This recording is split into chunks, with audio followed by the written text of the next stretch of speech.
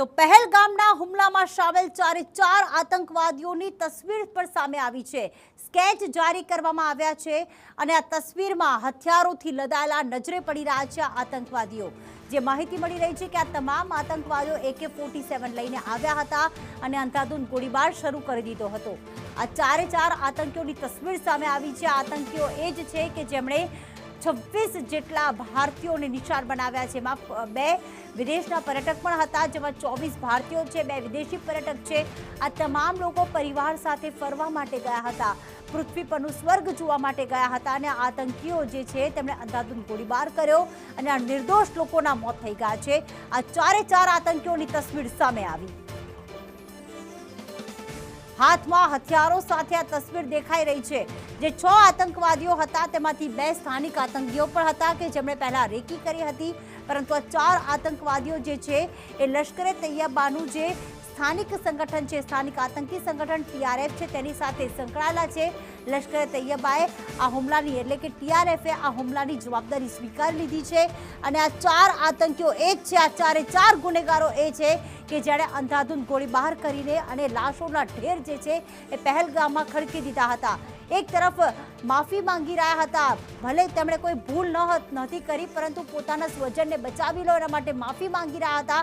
તો અહીંયા માત્ર ધર્મ પૂછીને અને તમામ લોકોને મોતને ઘાટ ઉતારનાર આ આતંકવાદીઓની તસવીર, આ ફોટો સામે આવ્યો છે। હાલમાં NIA દ્વારા તપાસ કરીને ગાઢ જંગલમાં આતંકીઓને શોધવાની તજવીજ હાથ ધરવામાં આવી છે।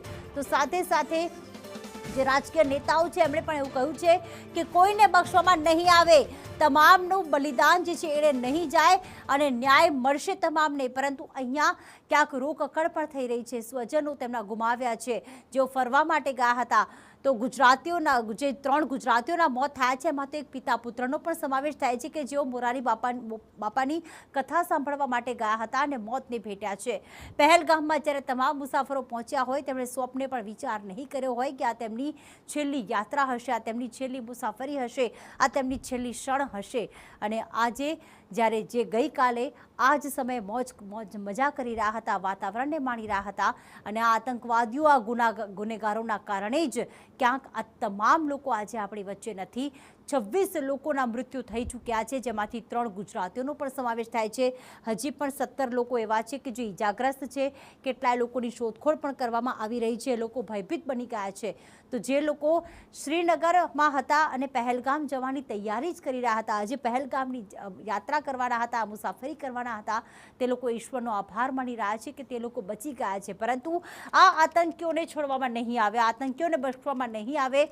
અલગ મિટિંગોનો દોર પણ શરૂ થઈ ગયો છે। રક્ષા મંત્રાલય દ્વારા બેઠક કરવામાં આવી રહી છે। આ તરફ વડાપ્રધાન નરેન્દ્ર મોદીની અધ્યક્ષતામાં કેબિનેટની બેઠક પણ મળશે અને એક નિર્ણય પર આવવામાં આવશે।